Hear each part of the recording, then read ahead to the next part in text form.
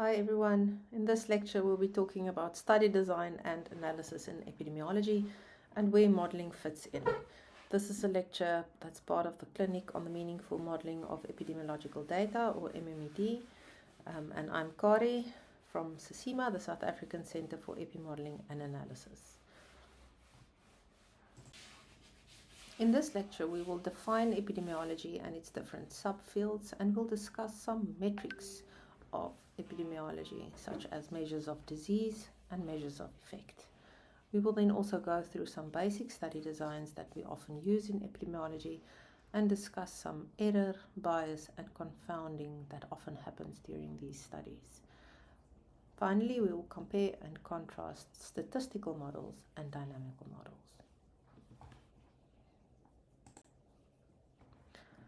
Epidemiology is the study of the distribution and determinants of health-related states and events in populations, and the application of this study to control health problems. More informal definition is that epidemiology is the who, the what, the when, the where, the why, and the how of disease. One of the varieties of infectious disease epidemiology is risk factor and intervention epidemiology. A characteristic that is correlated with a measure of disease is called a risk factor, or also a protective factor if this risk factor is negatively associated with disease. In the statistical analysis, one would typically call this a covariate. Other varieties of infectious disease epidemiology include outbreak epidemiology, where we do an investigation of the cause of an outbreak. For example, looking for the source or mode of transmission, or who is at risk. Clinical epidemiology, we would look for the best ways to deal with any given patient. So look at the outcome versus the treatment of a patient. Surveillance concurrently involves the healthcare delivery system, the public health laboratories, and epidemiologists. Each of these sectors contribute to the four basic components of surveillance, which are collection, analysis, dissemination, and response.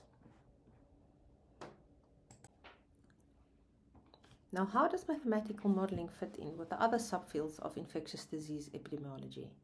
Mathematical epidemiology links patterns with processes across scales. What do we mean with that?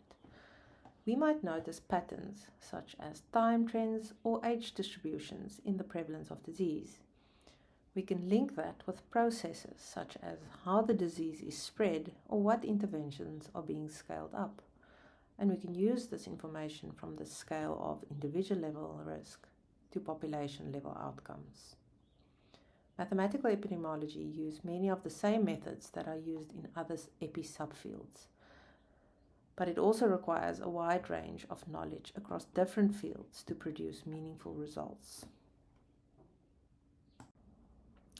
Next up, we'll discuss some metrics of epidemiology.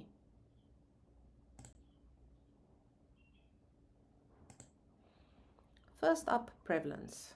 Now, prevalence is very well known to most of us. It's the proportion of the population with infection or disease at a given time point. This is usually a good measure for chronic diseases such as HIV or diabetes, where people have this disease for a long time, and at any given time point, one can have a good measure of how many people are living in the population with this disease. Another measure is incidence.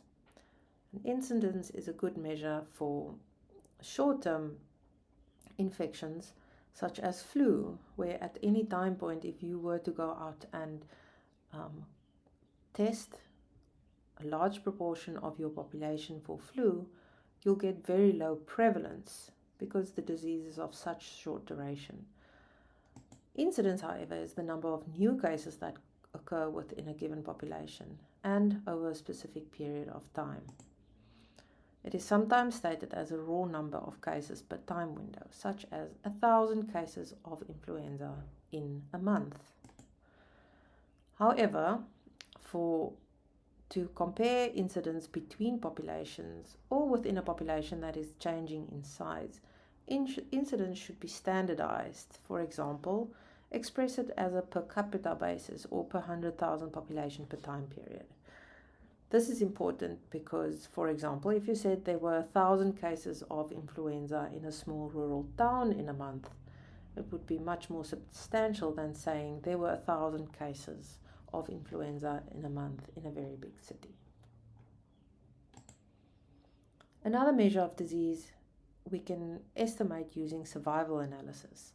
Now, that doesn't always measure the time to death, but given the name of the methods we use, survival methods, we often think of that as only measuring the time to death, but we can also measure things like the average time to progress to a different stage of disease or the average time to recover from disease.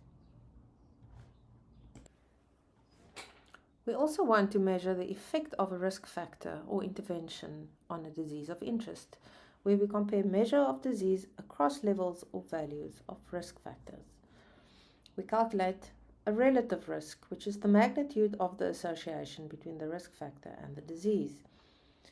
We use ratios of rates or proportions to calculate these relative risks. For example, we can calculate a prevalence ratio, an incidence rate ratio, or an odds ratio, which we will discuss in next slides. We can also calculate the attributable risk, which is the public health impact of the risk factor on the disease.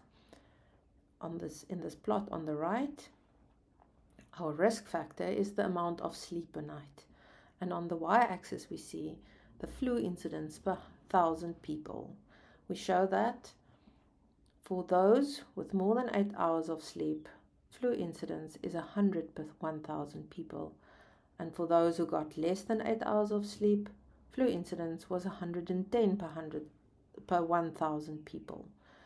This implies a relative risk of 110 over 100, or 1.1. Usually we say this, that we express this, that folks who got less than 8 hours of sleep are at 10% increased risk versus those who got more than 8 hours of sleep. We can also say that the attributable risk, or the proportion of flu risk that we can attribute to not getting enough sleep, is 10 per 1,000 people.